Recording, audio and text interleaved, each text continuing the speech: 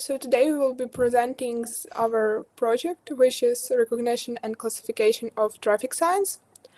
And the general topic of our project, we chose the area of computer vision, and we were particularly interested in images which are connected by a concrete pattern or can be classified. For this topic, we chose the traffic signs. And the aim of our research was to write a program which would be able to classify images of traffic signs which vary in shape and perspective using array techniques. Our dataset overall contained 4,300 images of 15 distinct classes. Speed limit classes, there were 12 classes based on limit, like 10, 40, 120, so each class had its specific limit. Red light class, it's connected to the traffic signs. If there was a red light displayed, then it was red light class, and if a green one, green light class, and stop class. Images in dataset varied in quality and perspective from which they were taken. Also, there were different location and sizes of the signs. And there were cases when on the images were two traffic signs. It could be like speed limit and the traffic light, stop sign and the traffic light, or two speed limits. Also, we had our dataset divided in three portions, like the train, test, and validation.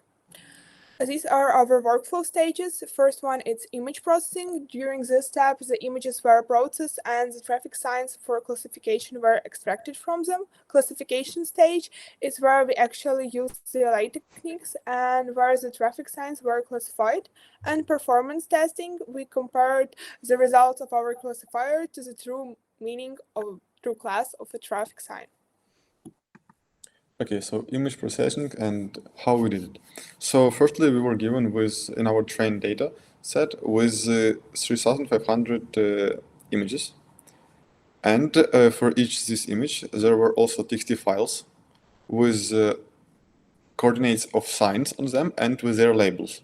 So we read these files and extracted our images of our signs and resize them to 64 by 64. And in this matrix, each entry means coordinates of our pixel in RGB system. Then we, for simplifying, we decided to turn our RGB to a grayscale. Next, we made out of our matrices which presented the image, we made vectors. So if we had image 64 by 64, then we got vector 496 by 1.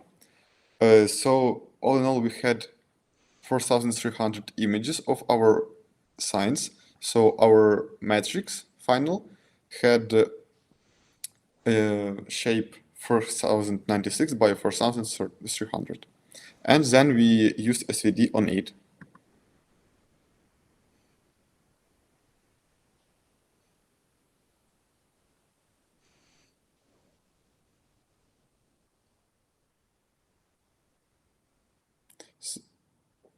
So here you see how the SVD works actually, and where it is for what matrices it is applicable. And for our case, we decided to take the matrix U, which possesses the orthonormal basis for our column space. Why so? Like U is orthonormal matrix, so if it is orthonormal, then its columns form an orthonormal basis of Rn. So actually, columns of our U formed the basis for all our signs.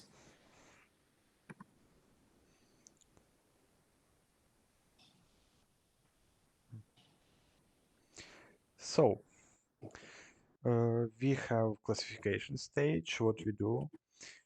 Actually, every vector can be expressed as the sum of orthonormal vectors, some linear combination. And what we do, we find these constants, C1, C2, up to Cn, and it will be a new coordinate for our vector. Then what do we do?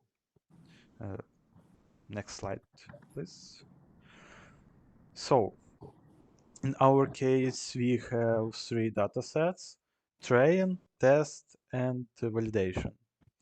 First of all, we train our data. We just gave our model nearly 4 or 3,000 images. Then, and it makes orthonormal basis for these images. Then we validate our model. We find the best performance, and then we test our model with okay. Then we just test our model. That's all. So how we find out to which class which class is our sign? Actually, we find the constants for our vector c1, c2 up to cn, and for the given point we find the nearest point. Actually, we could use chi-nearest neighbors, but it showed out that for chi equals 1, the model works the best.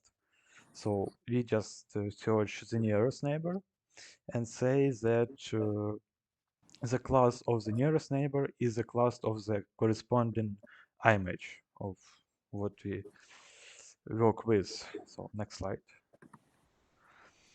Here we can see just step-by-step instruction how our model works.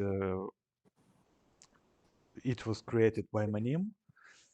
So here we can see, okay, step 3, we find difference between our initial vectors and the averaged one. It's not really necessary because if we talk geometrically, the averaged vector is just new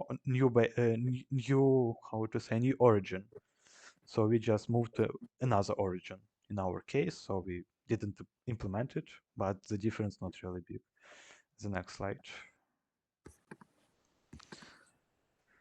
So our model found out to be quite effective. It has 74 accuracy percentage.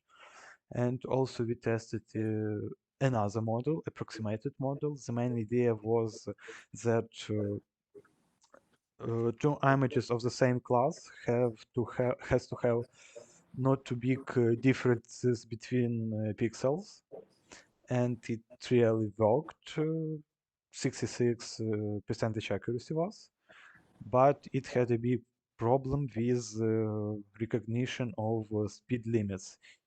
It was a big problem for him to find difference between speed limit with 100 miles per hour and, for example, 50 miles per hour. So something like that. And of course, where our classifier can be used, it could be driver assistance systems, it could be navigation and mapping services, it could be autopilot system development, and just educational moment. In our case, we used our knowledge in linear algebra. So, and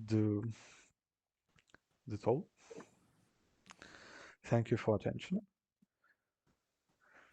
I hope you have no questions.